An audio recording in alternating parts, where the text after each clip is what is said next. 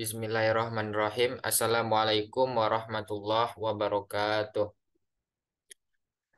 Perkenalkan, nama saya Akbar Fitri Ramadan dengan NIM 2210532338. Di sini saya akan mencoba untuk mempresentasikan materi mengenai risk based audit.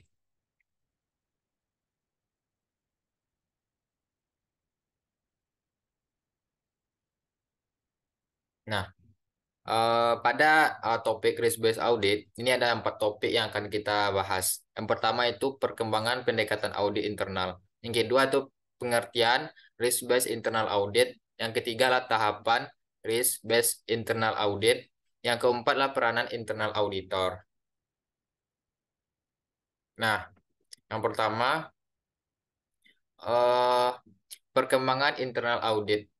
Pastinya itu pertama itu melalui teknologi audit. Analitika data dan automasi. Penerapan analitika data dan otomasi semakin menjadi bagian integral dari audit internal. Alat ini membantu dalam menganalisis data besar secara cepat, mengidentifikasi pola dan mendeteksi anomali untuk meningkatkan efisiensi audit. Nah, yang kedua yaitu audit berbasis risiko. Pendekatan audit berbasis risiko terus berkembang. Auditor internal fokus pada area yang paling berisiko dan memastikan bahwa sumber daya yang dialokasikan secara efisien sesuai dengan tingkat risiko. Nah, yang ketiga adalah kepatuhan dan regulasi. Audit internal semakin berfokus kepada memastikan kepatuhan terhadap peraturan dan regulasi yang berkaitan dengan industri dan wilayah tempat organisasi beroperasi. Nah, yang keempat, audit keamanan informasi. Dengan ancaman keamanan informasi yang semakin meningkat, audit internal memiliki peran penting dalam mengevaluasi dan memastikan efektivitas kontrol keamanan informasi serta tanggapan organisasi terhadap insiden keamanan. Nah, kita masuk ke selanjutnya itu pengertian dari risk based audit internal. Internal. Sebuah metodologi yang menghubungkan audit internal dengan seluruh kerangka manajemen risiko yang memungkinkan proses audit internal mendapatkan keyakinan memadai bahwa manajemen risiko organisasi telah dikelola dengan memadai sehubungan dengan risiko yang dapat diterima. Pendekatan dalam melakukan audit internal yang berfokus pada penilaian risiko untuk merancang, melaksanakan, dan mengevaluasi audit. Dalam pendekatan ini, auditor internal memprioritaskan risiko-risiko yang paling signifikan bagi organisasi sehingga sumber daya dan upaya audit dapat difokuskan pada area yang paling berpotensi memberikan dampak negatif jika tidak dikelola dengan baik. Nah, selanjutnya itu kita bahas mengenai audit internal tradisional. Nah, di audit internal tradisional ini ada 3 proses atau tahapan. Yang pertama itu kebijakan atau perencanaan gitu. Dimulai dengan kebijakan dan prosedur yang disetujui. Selanjutnya itu mempertimbangkan apa manajemen nyatakan sehingga harus segera dilakukan. Nah, setelah kebijakan, masuk ke tahap audit memeriksa. Pada tahap audit, yang harus diperhatikan adalah berdasarkan peraturan, fokus kepada kepatuhan dan peraturan. Yang ketiga adalah secara historis difokuskan pada proses keuangan akuntansi. Yang keempat adalah rekomendasi, tidak mengharuskan tapi menyarankan. Nah, masuk kita tahap yang ketiga itu tahap pelaporan. Di pelaporan harus ada berapa yang kita laporkan gitu. Yang pertama itu laporan difokuskan pada operasional. Yang kedua, identifikasi persoalan minor. Yang ketiga, laporan didasarkan pada laporan pengecualian. Yang keempat, konklusi didasarkan pada tingkat kepatuhan dan operasi dari kontrol.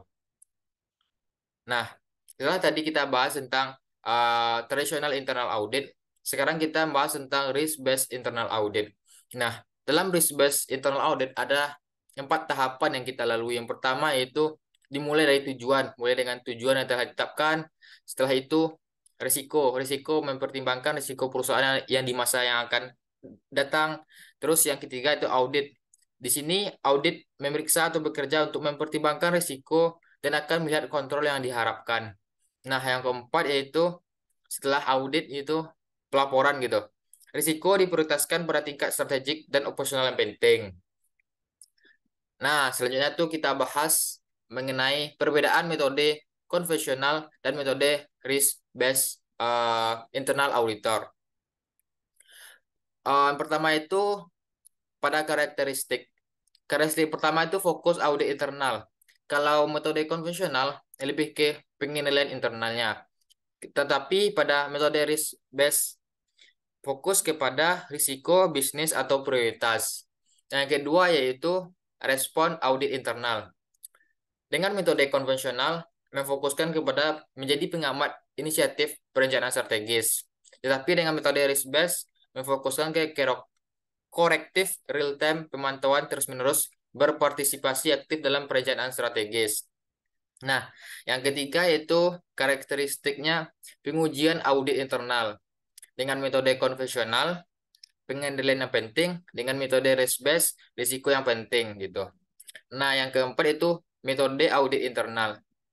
Dengan metode konvensional ini menekankan pada kelengkapan pengujian penilaian rinci gitu.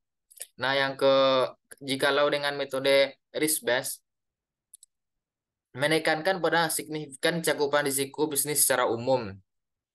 Nah, karakteristik yang kelima yaitu rekomendasi audit internal. Kalau metode konvensional melaporkan fungsi pengendalian saat ini, kalau metode risk based melaporkan risiko proses dan manajemennya yang akan datang gitu. Nah, mungkin boleh selanjutnya yaitu tahapan dari risk based internal audit ini. Yang pertama yaitu audit internal melakukan penilaian kematangan penerapan manajemen risiko unit organisasi. Nah, yang kedua itu auditor internal menetapkan risiko dan audit universe serta menyusun program kerja pemeriksaan tahunan. Nah, yang ketiga itu audit internal melakukan audit individu berbasis risiko, memperoleh umpan balik hasil dan melaporkan hasil tersebut. Nah, materi selanjutnya itu mengenai penilaian maturitas manajemen risiko. Pastinya pertama itu bertemu dengan para pimpinan satuan kerja untuk mengetahui proses-proses apa saja yang telah dilakukan dalam meningkatkan membangun manajemen risiko organisasi selama ini. Nah, yang kedua yaitu evaluasi pemahaman organisasi mengenai risiko dan cara mengelolanya. Yang ketiga, kumpulkan berbagai informasi yang terkait dengan risiko, seperti tujuan organisasi, proses dalam mengukur risiko, risk appetite yang di organisasi, bagaimana manajemen mempertimbangkan risiko, dan lainnya. Yang keempat, buat penilaian terhadap keseluruhan proses dengan menggunakan model gitu. Nah, dari pemaparan materi yang saya paparkan tadi, bisa kita ambil kesimpulan yang pertama, fokus pada risiko utama.